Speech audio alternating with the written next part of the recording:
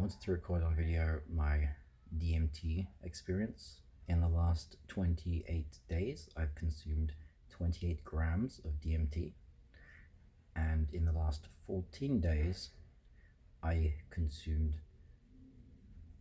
the majority of that, with the last 7 days being the majority of that, if that makes sense. So on the last 7 days, I blew through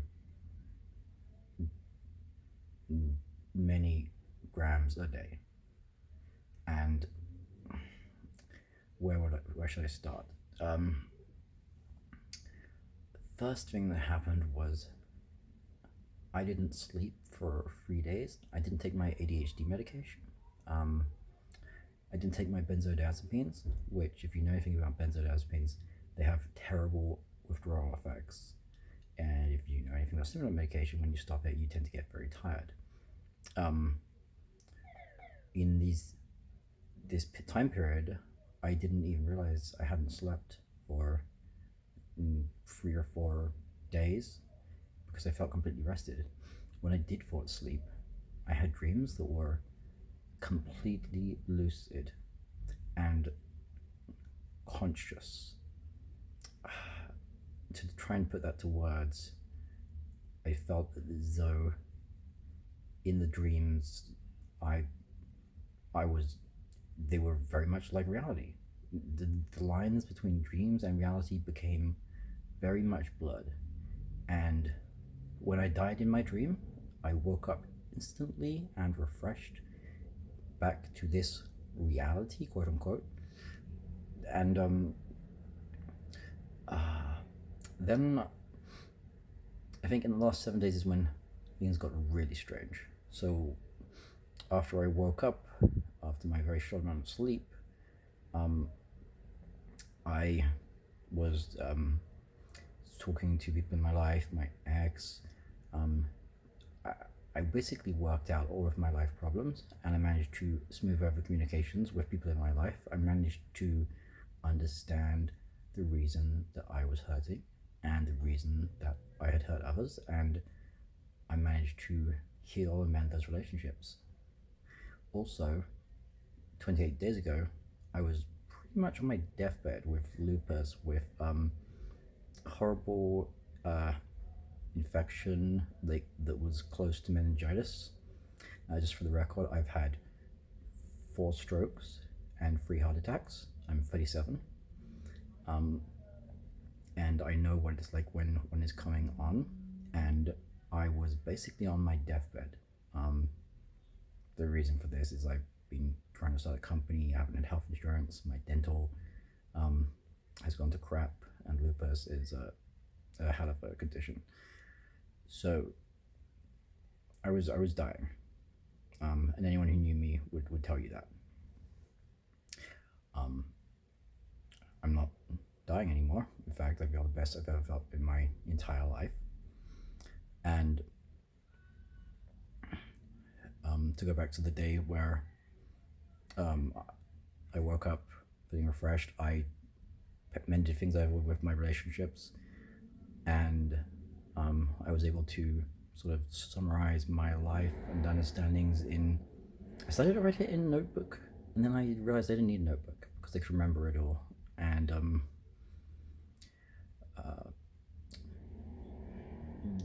the next thing that happened is I did one of those nitrous whippet things. I did one of those, and then I hit my DMT vape, which is like a 6.5 mil tank with 1-to-1 ratio of DMT, with a sub-ohm coil. So basically, a tap is a breakthrough dose. Like a 2-second or less tap is 60 milligrams. That's how I had it set up before. Now, after I did the whippet, for whatever reason, I held down the DMT vape button constantly until the vape was getting burning hot, and I let go, and I kept inhaling, and then I pressed it again and held it down while inhaling. So I basically inhaled as much possible DMT as I could in one breath. Like thick smoke, grams of DMT, I would say. Yeah, grams of DMT. And my friend who was in the room as I was doing this started to freak out. They were like, oh my god, what are you doing? What are you doing? And I looked at them, and I gave a thumbs up that I was okay. And I don't know what possessed me to do this amount of DMT, but I kept inhaling and inhaling, and then I held my breath as you do for 30 seconds, and I got this, and I didn't break through. I mean, I was cross realities. I was here, and then I was in the DMT realm, where the DMT entities were telling me that I needed to die right now. If I died right now, if I stopped breathing right this very second, I would be able to cross over to the DMT realm and stay there. Or to be able to cross over the DMT realm in a very special way. But I looked at my friend, and they said, you know, DMT trips are about 8 minutes. After several minutes, my friend started freaking out because I wasn't breathing. And I looked at them to try to let them know I was okay. Even though I wasn't breathing, I was okay.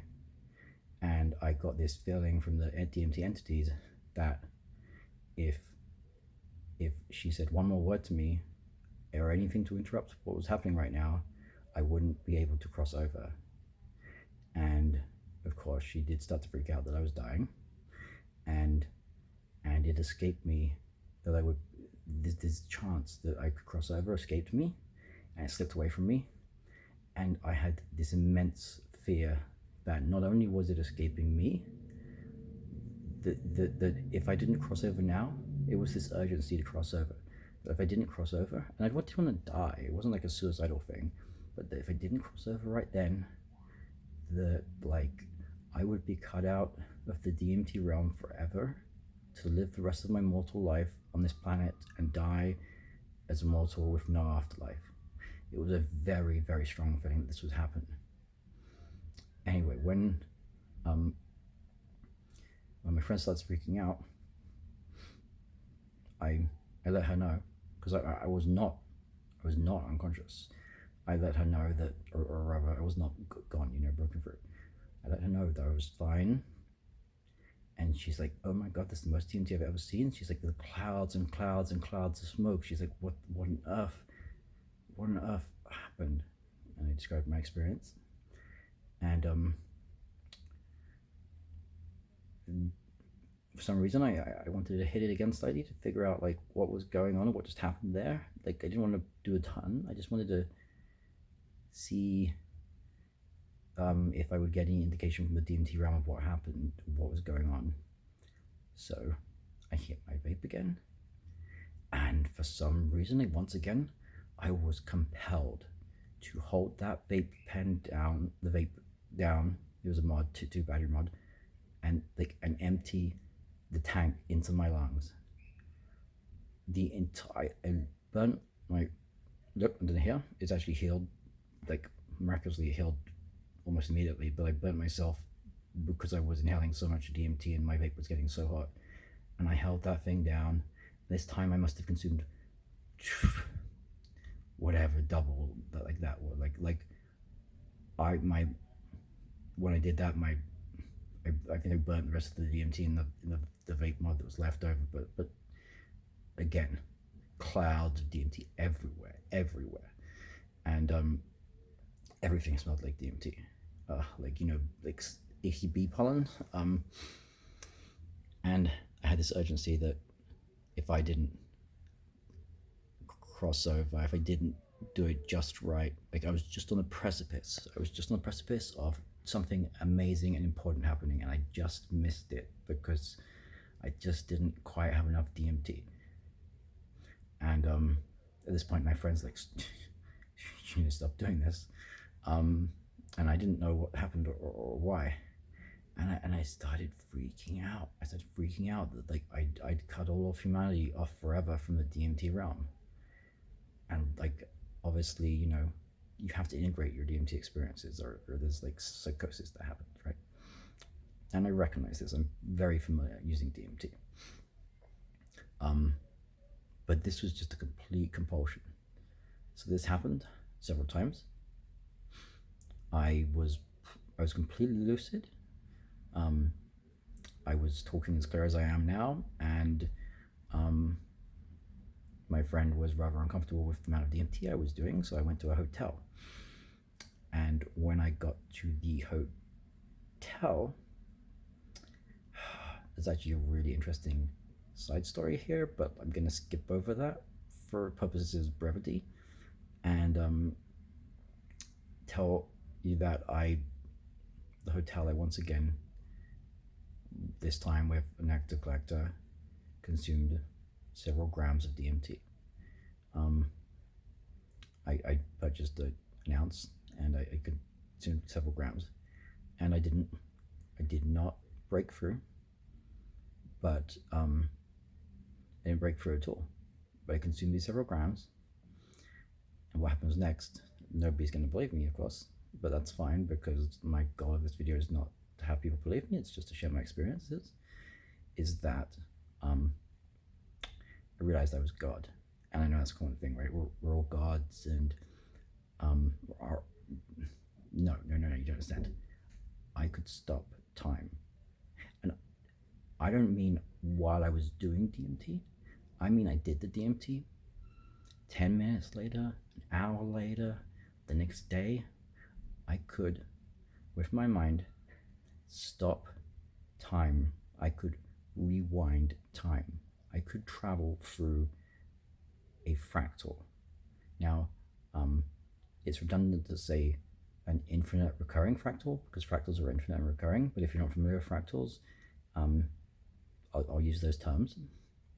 And by that, what I mean is that of all the different possibilities of reality that could occur, at any one point in time, I had the ability to move through the different variations of reality. And what that means is not that anything changed with matter or visuals, everything looked the same in the world, but I could pause time, and I could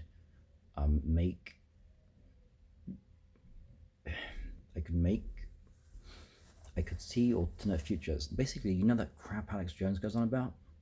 All of that I saw.